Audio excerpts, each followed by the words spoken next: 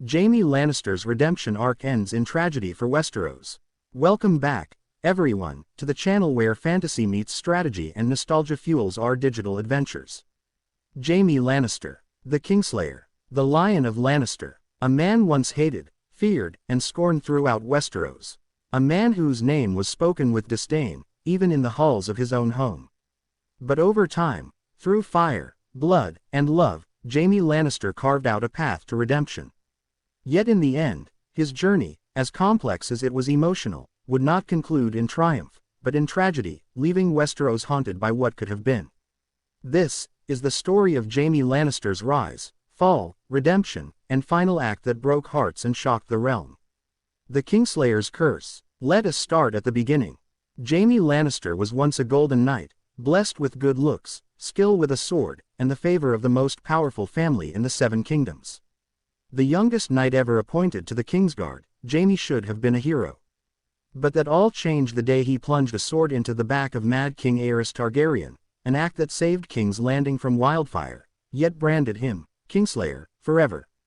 In a world where honor was everything, no one cared that Jaime had stopped the Mad King from burning thousands alive. To them, he was a traitor who killed the very man he had sworn to protect. Even Ned Stark, the paragon of honor, looked at Jaime with disgust.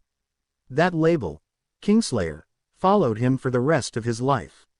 Westeros never forgave him, and maybe, for a long time, neither did Jaime himself. Love, war, and loss. Jaime was many things. Arrogant, cunning, reckless.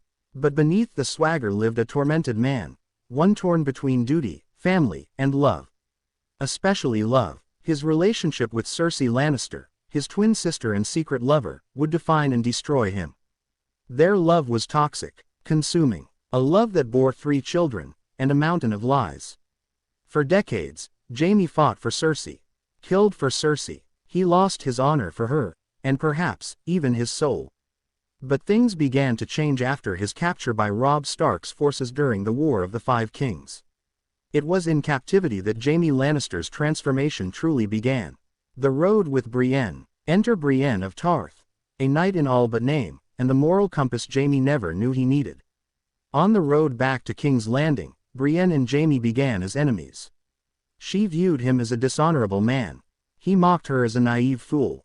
But circumstance forced them together, and in that crucible of hardship, facing bandits, betrayal, and cruelty, they saw each other's truths.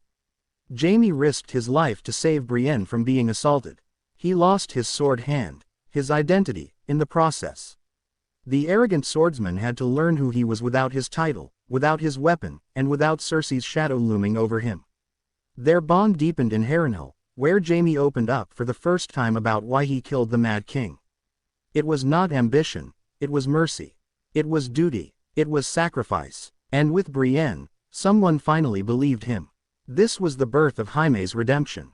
A man struggling to change. Back in King's Landing, Jaime was a changed man, but the world had not changed with him.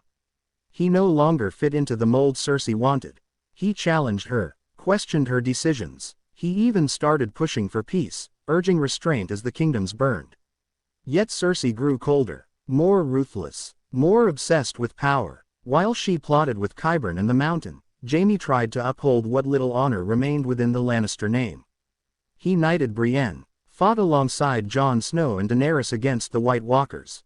He earned the respect of enemies who once despised him. But just when it seemed Jaime Lannister had fully become the man he was meant to be, he made a choice that would undo everything.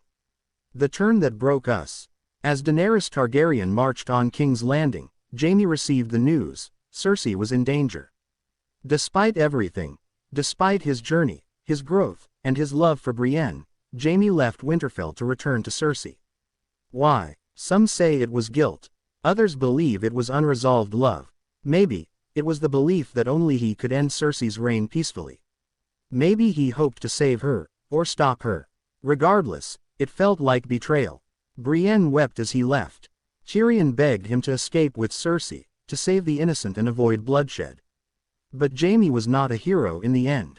As King's Landing crumbled under Drogon's flames, Jaime reunited with Cersei beneath the Red Keep. Trapped beneath the city they once ruled, the walls literally collapsed around them. Jaime's last words, "Nothing else matters, only us." And with that, the Lion of Lannister died, in the arms of the woman who had poisoned his soul. A tragic redemption. Jaime's arc was perhaps the most layered in the entire Game of Thrones saga. He went from villain to victim, from scoundrel to savior. His journey was not clean, nor perfect. But it was human, so deeply human. That's what made his end so devastating. He had the chance to fully break free.